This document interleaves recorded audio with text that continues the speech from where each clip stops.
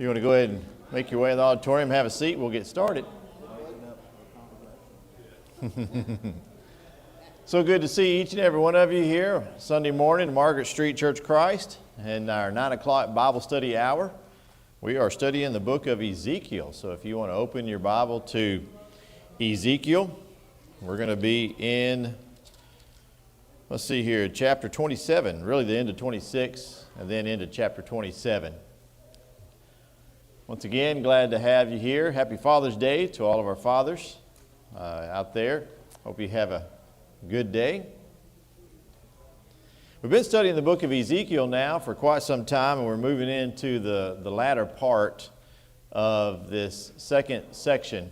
There's two sections, what I divide the book into. I've talked about pretty much every single Sunday that I've been teaching is dividing this book. Hopefully you have this down now in your mind, that you can divide the book, chapters 1 through 32, into God judging his people.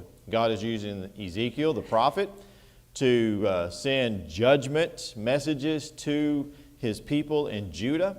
And that actually can be broken down into three different parts. The first part being Ezekiel's call, and then specifically to Judah.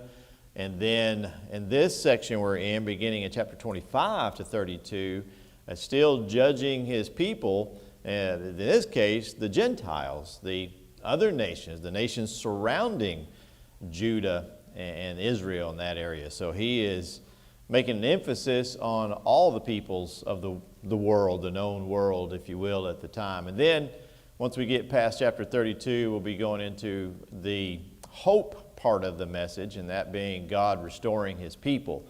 And there's a lot of beautiful things in there, and I'm looking forward to that section. But before we get there, we're in, as I mentioned, this third subsection of the first half, and that is nations being judged. And we talked about how there's several different nations. I had this map, I get there, right there, had this map of all the nations around Judah. In fact, it kind of goes in this order. There's 7 nations that are judged, or that Ezekiel is talking directly to. He's talking to Ammon, Moab, Edom, and Philistia.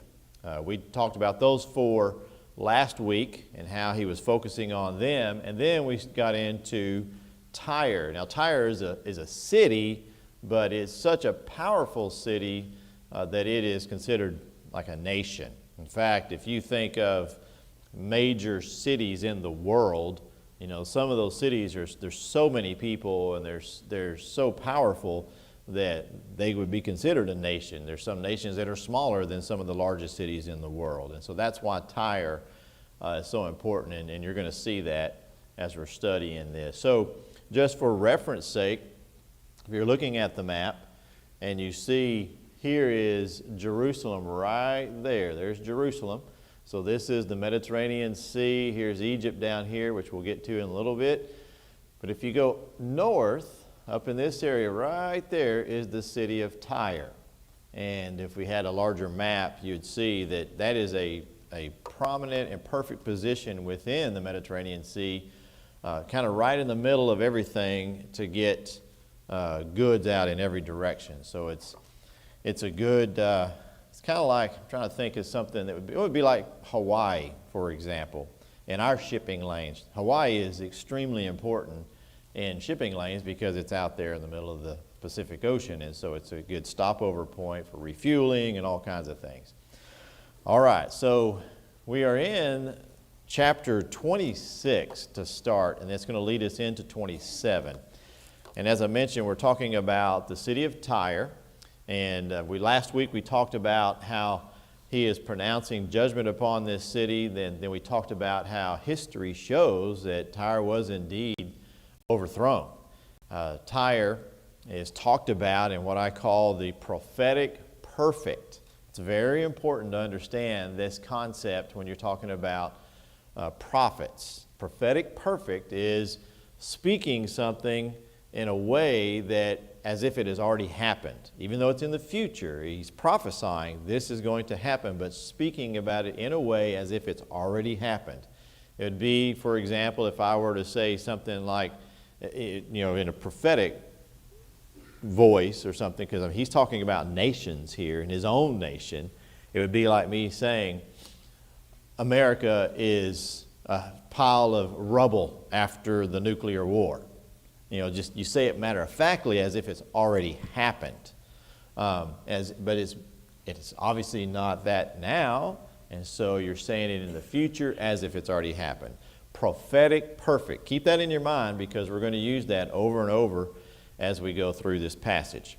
So we talked about Tyre, and it's going to be destroyed. He's given that prophecy of what he's going to do. It's a very, very important city. I talked about the history of Nebuchadnezzar coming in and attacking the city, and then after that, the Medes and the Persians come in, and they attack it as well. They're driven from the mainland. There's a mainland and an island. They're driven from the mainland out to just the island, and then by the time you get to Alexander the Great, he comes along, and he uses the rubble from the city to build a causeway out to the island and destroys the island.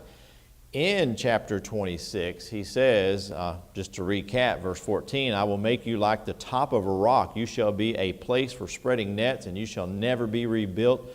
For I, the Lord, have spoken, says the Lord God. I was talking to Jack Gallagher after last week's lesson, and he's been there. He's flown over that area, and he noticed that's exactly the way it looks. To this day, that's an area where used to be this incredible city, and you're about to get a picture of this in just a moment, is gone. There's nothing left. Could you imagine someplace like New York City? There's just this incredible, massive city of millions of people. Well, Tyre wasn't millions of people, but this massive, incredible city.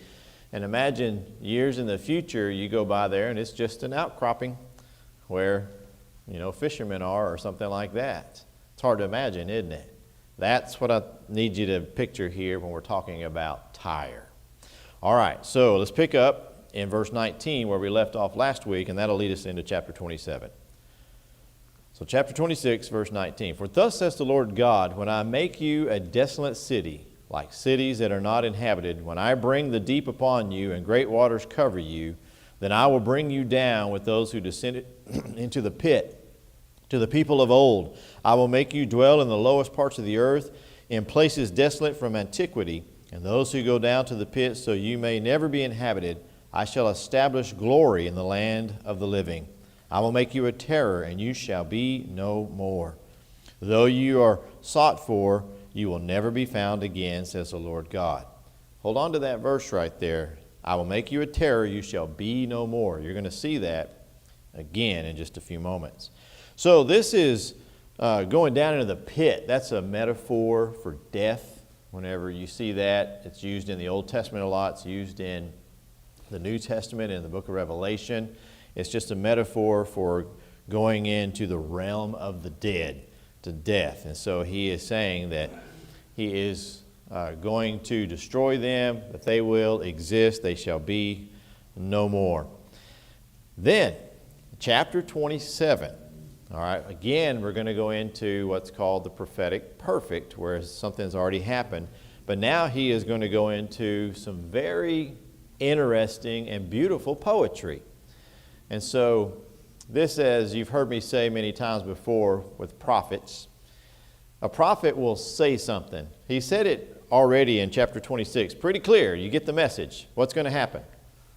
Tyre's going to be destroyed. Right? Everybody's got the message. We know what's going to happen. We've seen the history and everything else. But this is the problem, is imagine a prophet coming in and saying, New York City is going to be destroyed. You're looking at it, it's like, well, that's not happening now. And I can't imagine. It's such a massive city. I just can't see, how are you going to destroy New York? Or is there a larger city we could use? I don't know, what's some other larger cities like Shanghai and stuff like that? What's that city in Nigeria?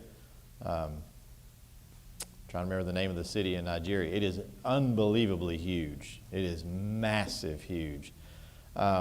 There's some major cities. Just to pick one and just say, it's going to be wiped out. It's going to be completely gone. It's kind of hard to imagine that because it's such a large city. It's like, okay, you might destroy some of it, but it's such an important city. They're just going to rebuild and everything.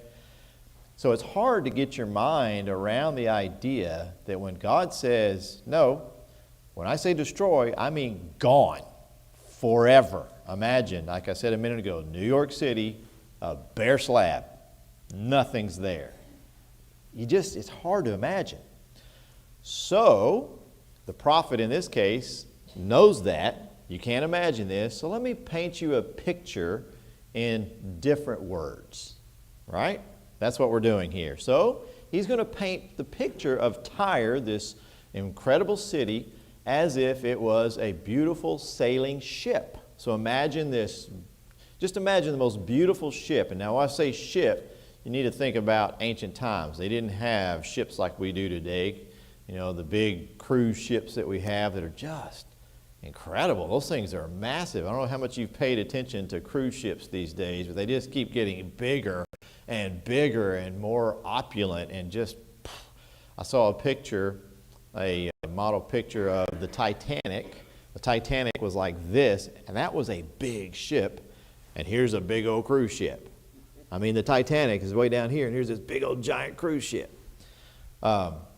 In fact, the Panama Canal, some of you are familiar with that. You know, the Panama Canal has now been widened. It's the traditional Panama Canal could only hold a certain type of ship. Well, they've since widened the canal. There's now, along the old canal, there's now another one that's bigger that allows bigger ships to go through there. And ships just keep getting bigger and bigger.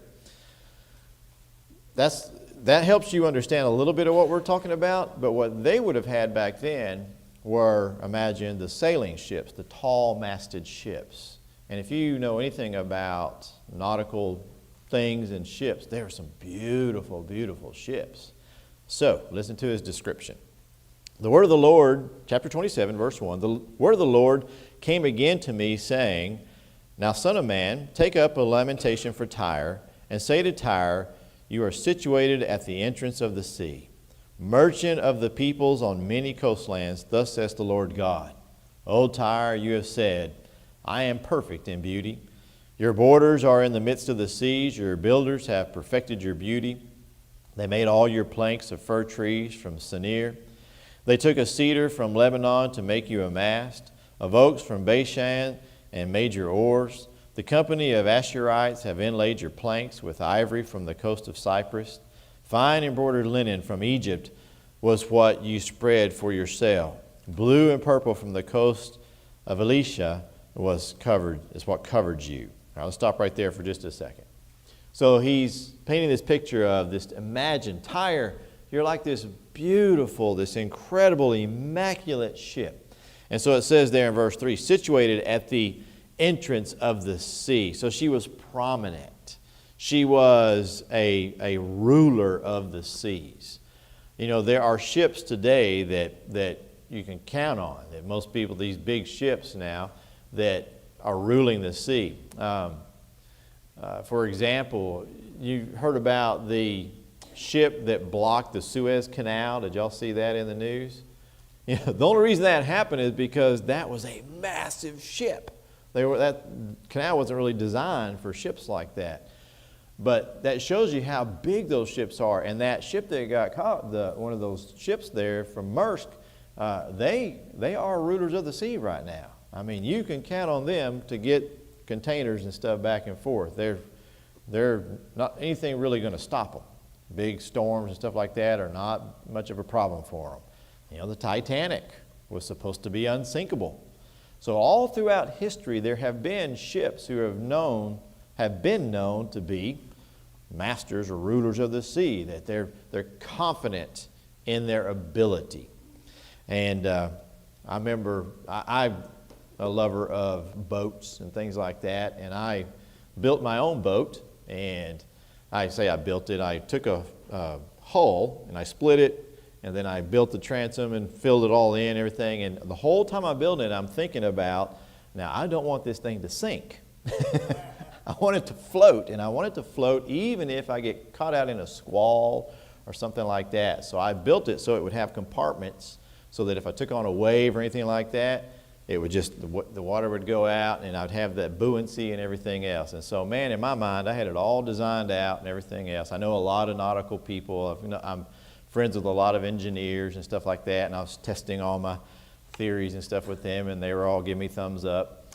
That was all fine and good until after the maiden voyage, I decided to go out and do through some test runs. That's a little bitty boat, 13 foot long. And I went out the entrance of Palm Beach, and there were some pretty big waves. I took one little wave over the bow, and I said, that's it, I'm going back. Done. I am not doing this. So I stay in flat water and only flat water. So these ships are beautiful, and they're prominent, all right? And so he says, I am perfect in beauty. So Tyre was a mercantile city. Now, when you looked at the city of Tyre with all of the things that it had, I imagine it was just incredible, glistening with all the gold and the linens and just everything. They probably had, just imagine some city that you know that's just beautiful. You've traveled around, and it's just because it has a lot of wealth.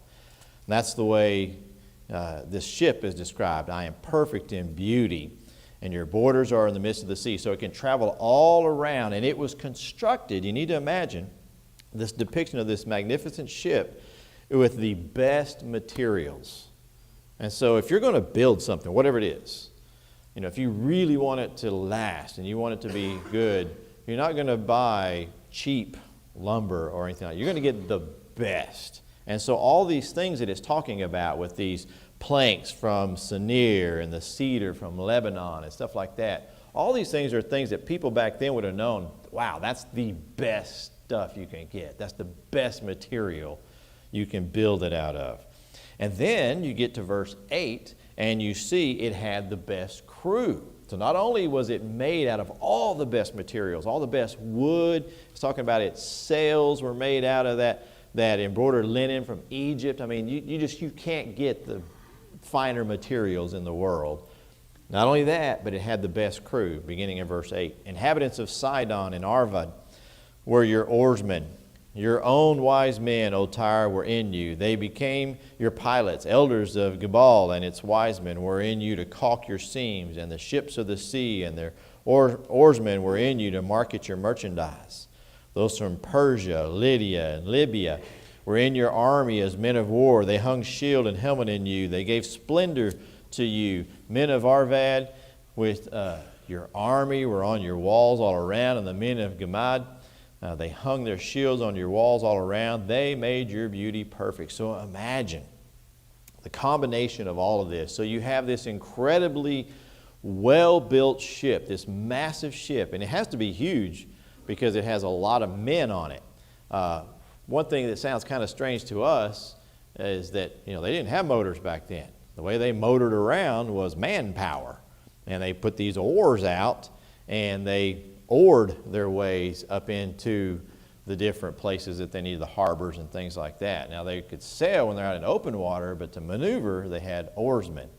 And so imagine having the finest crew, these strong men who were capable of working well together, and then you have protection from the armies within. So this ship was top notch. It was the most beautiful ship, best materials, had the finest crew. I mean, this is the ship. And the combination of all of these things, when you're looking at it, was just overwhelming.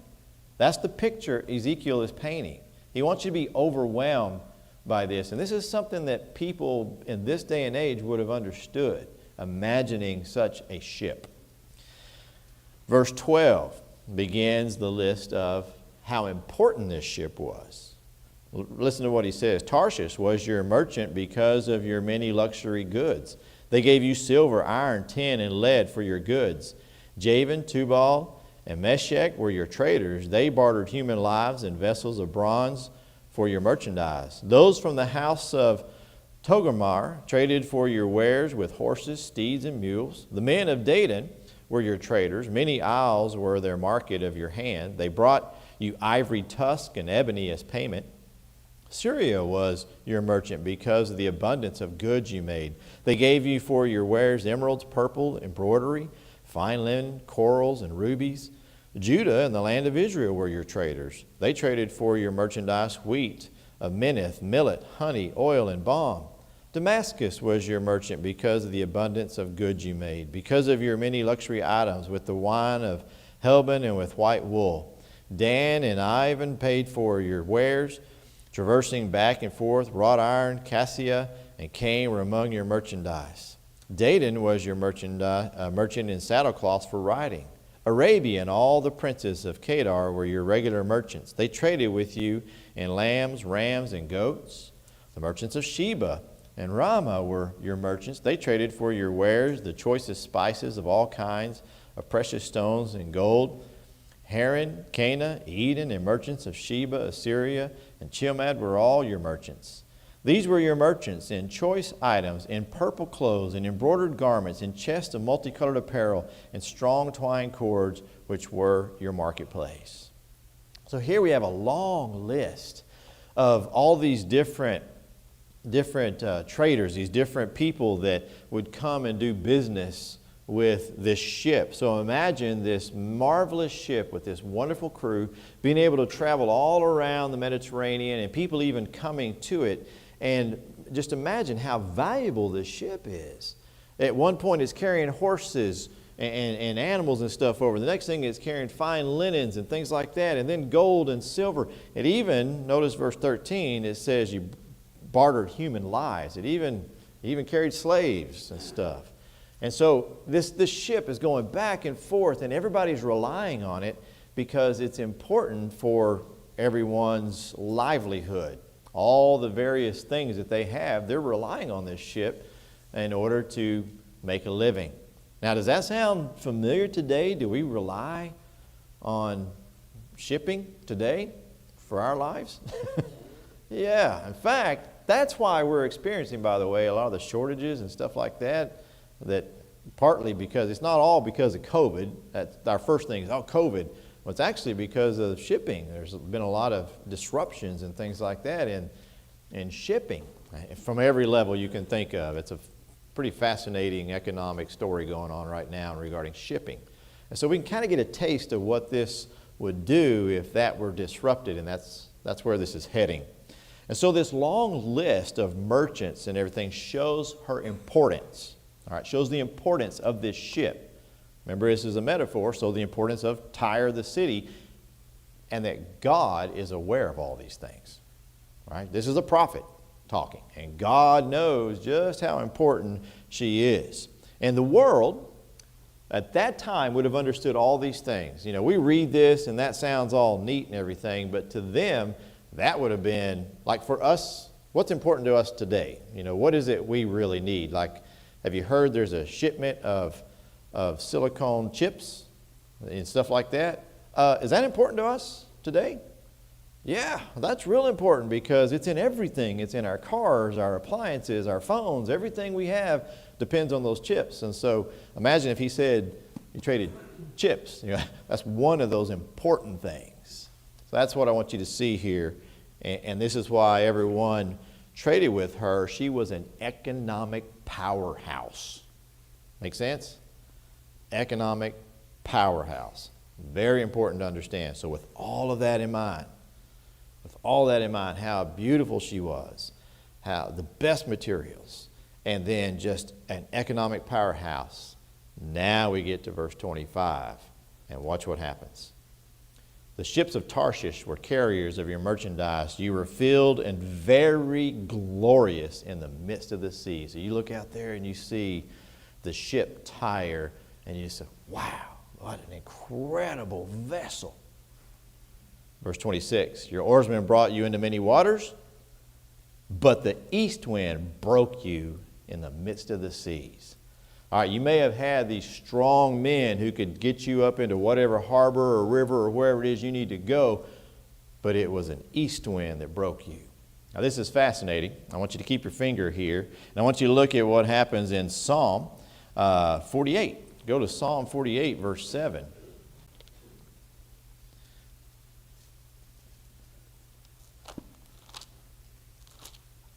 Psalm 48, verse 7. This is the psalmist writing, and it says, and when you break the ships of Tarshish with an east wind. This is talking about God. God breaking ships with the east wind. Now, if you look also in Acts chapter 27, verse 14, does anybody know or remember what happens in the last 2 chapters of the book of Acts? I'll give you a hint. It has to do with Paul. There you go, shipwreck, right? Paul is put on a ship to go to Rome because he appealed to Caesar. Do y'all remember in Acts chapter 27, verse 14, they were trying to hunker down on this island, and everything looked good. They thought they were going to have a south wind, which would help them get to where they needed to go. But what came and disrupted their plans? A nor'easter, an east wind, a nor'easter, Euroclydon, right? And so that all comes to mind whenever I see this. Because we're talking about the same sea, talking about the same elements. And here it shows an east wind broke you in the midst of the seas. Now let's look what happens. Verse 27.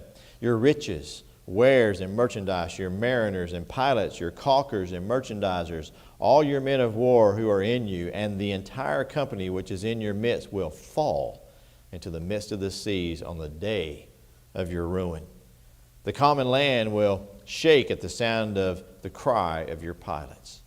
All right, before we go any further, just imagine, all right, so I don't know anybody that was alive in 1925, but can you imagine the shock that the world felt? Clearly, the world felt shock. It was in April 1925 when the Titanic struck the iceberg and sunk. The unsinkable Titanic.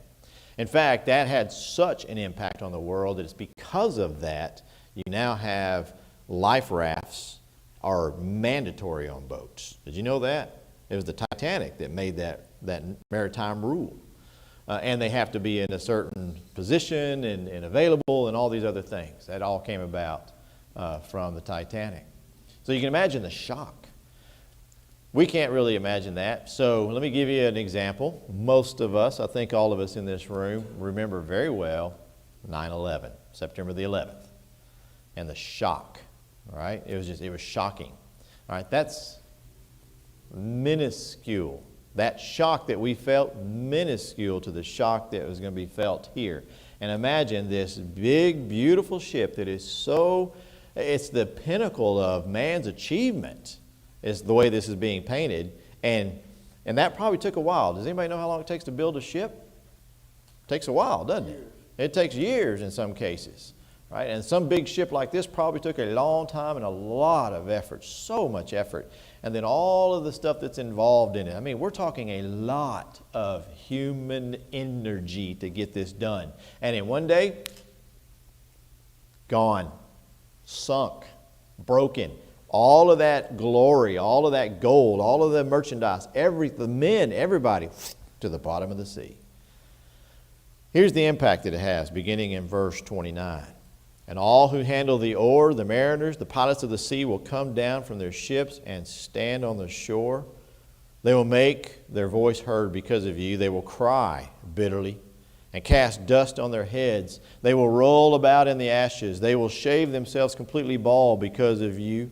Gird themselves with sackcloth and weep for you with bitterness of heart and bitter wailing. In their wailing for you, they will take up a lamentation and lament for you.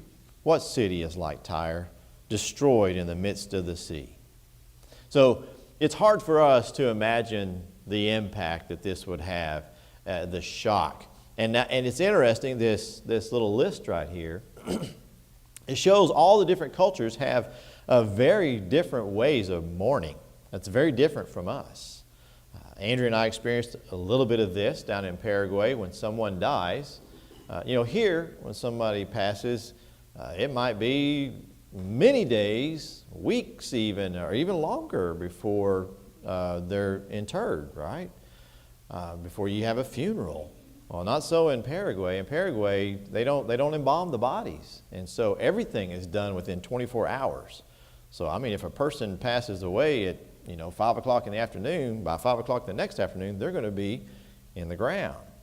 And typically, what happens? Everything stops with the family and friends.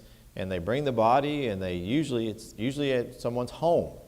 They don't usually go to a funeral home or anything like that. They put it in a casket, and they bring it to the home. The body's on display there.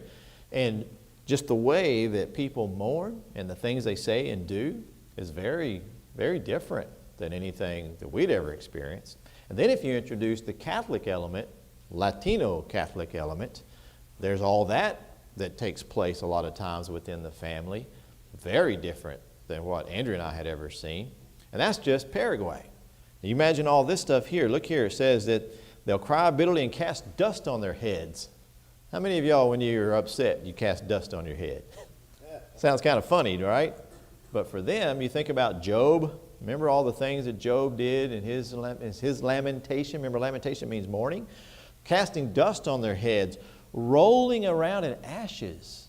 That's interesting. You go to an old fire pit and you just roll around it. This is a way of expressing grief and mourning. It sounds weird to us, but this, if somebody would see another person in that culture rolling around in ashes or covered in ashes because they've been rolling around in it, they go, oh man, they are really distraught. They're really hurting. You see what's going? See what I mean? So it's a sign of that mourning. This is why, by the way, when Jesus said, when you're fasting, don't let anybody know. Don't put it on display. All right? And it just because they had these signs of mourning. You think about when Jesus went to the house of Jairus' daughter who had died, remember? And he was going to heal her. If I have my story right here, my facts right. Remember there were flute players when he got there. Y'all remember that? That was part of their mourning process and stuff. So different cultures have different things. This verse 31, they will shave themselves completely bald. That was a pagan superstition at the time, where they would completely shave themselves, again, a sign of severe mourning, of grief, and things like that. But that's forbidden, by the way, in the Mosaic Law. That's why God says you're not supposed to do that. Gird themselves with sackcloth and all the different things to show their grief. It's very foreign to us. But the point being of this section right here is the enormous impact. In verse 32, what city is like Tyre, destroyed in the midst of the sea? Just imagine. We kind of got a glimpse of it last year, didn't we, with COVID, when everything just came to a complete stop. Imagine if everything came to a complete stop. I mean, no more food trucks coming to the grocery stores. All right? No more gas coming to the gas stations. No more clothing. No more electricity. No more, you name it. Done. No more. It's over. That was the source. Our source is gone. That's the impact that this city, Tyre, would have on the earth or have on the known world at the time. All right, let's pick up verse 33 there and continue reading the rest of this lamentation. When your wares went out by sea, you satisfied many people. You enriched the kings of the earth with your many luxury goods and your merchandise. But when you are broken by the seas, in the depths of the waters, your merchandise and the entire company will fall in your midst. All the inhabitants of the isles will be astonished at you. Their kings will be greatly afraid, and their countenance will be troubled. The merchants among peoples will hiss at you. You will become a horror and be no more forever. All right. Now there's a couple things going on here. One is this depiction of this ship being destroyed and the impact it's going to have. And remember, I keep saying this idea of prophetic perfect. He's saying it as if it's already happened. He's painting a picture so you can see it. It would be like me saying, if I was a prophet, I'm not. All right, don't take anything I'm about to say as Troy's making predictions. I'm not. This is illustration. But if I was a prophet and I was saying something that you would understand, it'd be like, all the things we get from New York City, well, that's all going away because New York City is going to be completely wiped out. There's going to be nothing left there. But I would say it as if it's already happened. That's what I mean by prophetic perfect. All right, so you're broken by the seas. All her glory, all her value, all that human effort, the greatest achievement is all gone away, sunk to the bottom of the sea. Now, it says you are broken by the seas. This is why I say there's a couple of things going on here I want you to understand. One, this is poetry, and he's using that to give an idea of what's going to happen. But number two, there's also other metaphors buried in here, and that is being broken by the seas. Typically, in the Bible, especially in like Revelation. The word seas typically means peoples. Y'all remember a little bit about the book of Revelation? You have the beast that rose up out of the sea. Do y'all remember that? Yes? No? Okay. And the beast that rose up out of the earth, well, those are symbolic. And the beast that rose up out of the sea represents governments and peoples and multitudes, because it goes on to talk about how it oppressed God's people and things like that. And the actions that it describes, it makes it clear, okay, we're talking about the multitudes. So mankind, multitudes of people, armies, and things like that are typically described in prophetic language as seas. And so when he says you'll be broken by the seas, that's a little confirmation there of prophecy of history. Remember, we went over that at the beginning of the class this morning, of how Nebuchadnezzar came against them, and then the Medes, and then after that, Alexander the Great, and then after that, the Romans completely did it in. All right, so it's going to be broken by the people. He goes on and he says all the inhabitants will be astonished. This is just that shock I was talking about, imagining that incredible destruction if all of a sudden one of the most prominent cities in the world is gone, one city that we depend on. And that verse 36 saying that people will hiss, that's really the word shriek. And you think about it, whenever you see something that's shocking, all right? I remember, again, very clearly, 9/11. I remember I was in a van and I was driving to work. I just left the office and I was driving out to one of the jobs that we were doing, and the news came over. And I looked at my workmate, and we were just in shock, and we didn't know what to do. We thought, what are we supposed to do? We weren't very far from the shop, so we just turned around, went back, and everybody in the office was just numb. We were all just standing there like, whoa, what's going on? And somebody, which is so weird, these things you remember, somebody had a TV in their office. And I'm thinking back on that, why did somebody have a TV in their office? It's a workplace. You shouldn't have a TV in your office back then. But somebody had a TV, and we all crammed into that office and was watching the TV when that second plane hit. Whoa. Y'all remember that? It was the second plane that just your whole... Now, in the midst of that, there was 2 or 3 people that went, like that. Well, imagine this marvelous ship, and you're seeing all this, and people are standing out there watching this ship that has done so much for the world and all their livelihood, and all of a sudden it just sinks. Imagine everybody, that's what they mean by hiss, by this shrieking. All right?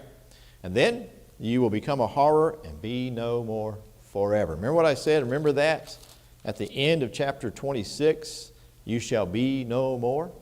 All right? He's going to do it again at the end of chapter 28. I say the end of 28. Look at 28 verse 19. I'll give you a quick spoiler alert.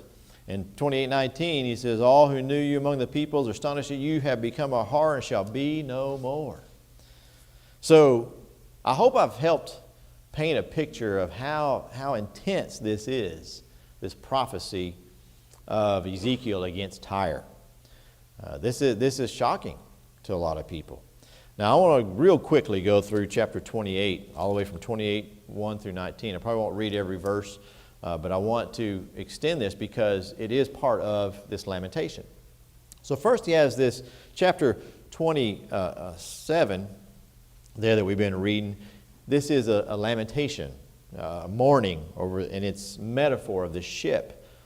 And so he's painted the entire city as this ship. Well, now in chapter 28, he brings his focus in directly to a leader. He's no longer talking in poetic language. He's talking straight up. He's just, all right, let's talk about the leader of Tyre right now. And that leader, by the way, the reigning, his name was Itobaal, or Baal the second. So we know who the leader was at the time, and it's believed he's directly addressing him. I'll just read the first part, verse 1 through 5. You'll get the whole picture. The word of the Lord came to me again, saying, Son of man, say to the prince of Tyre, thus says the Lord God, because your heart is lifted up.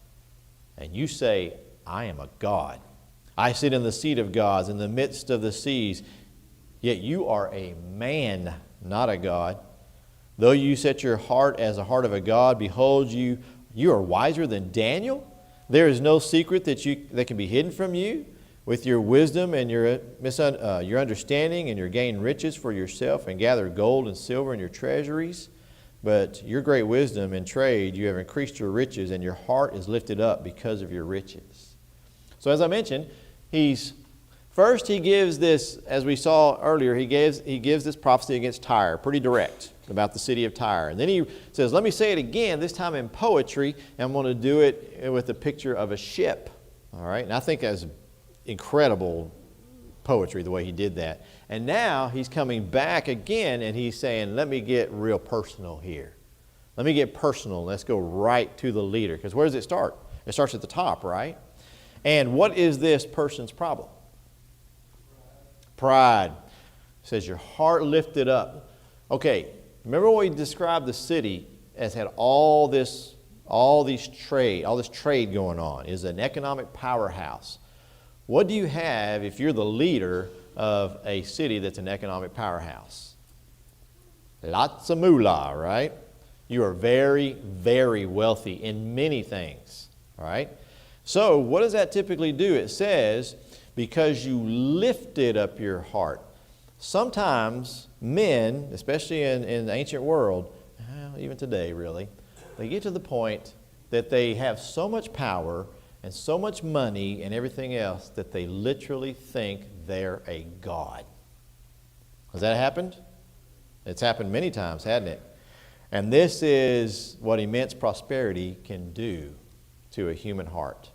And this is a heart issue. Notice over and over he says, you set your heart as a heart of a God.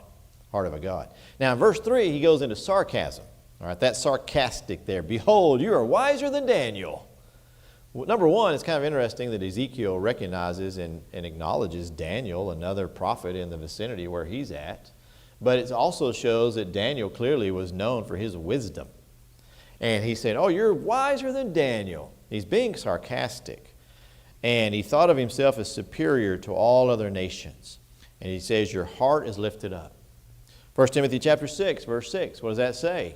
That the love of money is the root of evil, right? So what happens when you love money and not love God? That's the whole problem here. Remember when I said it's a heart problem? He loved money, not love God, and he lifted himself up. And therefore, he says, verse 7, behold, therefore, I will bring strangers against you, the most terrible of nations. And that's exactly what happens. You have Nebuchadnezzar and all of them come before. Now look at verse 9. Very fascinating before we close here. Will you still say before him who slays you, I am a god? But you shall be a man and not a god in the hand of him who slays you. You shall die the death of the uncircumcised by the hand of aliens, for I have spoken, says the Lord God. You know, there's a little reality check right there, isn't it? You know, a man props himself up in his heart. He's so powerful. He's got so much money, and he thinks he's all that, as we say, that I'm a god. Until what? Until somebody standing over him holding his head, right, and is about to be pierced through or chopped off. All of a sudden, oh, I thought you were a god. It's a reality check, isn't it? And that's what he's saying right there. Again, prophetic perfect. We're going to pick this back up next week because really this is a poetic way of talking about something else besides the fall of Tyre. And so we'll make sure we pick up in verse 11 next week. But the point being is, verse 11 through 19 in relation to the prince of Tyre is, verse 19, you have become a horror and shall be no more forever. And that's exactly what we have today. Tyre no longer exists. The Tyre of ancient biblical times no longer exists. No leader or anything else from it. Prophecy came true. All right. Hope that's been a beneficial study for you this morning.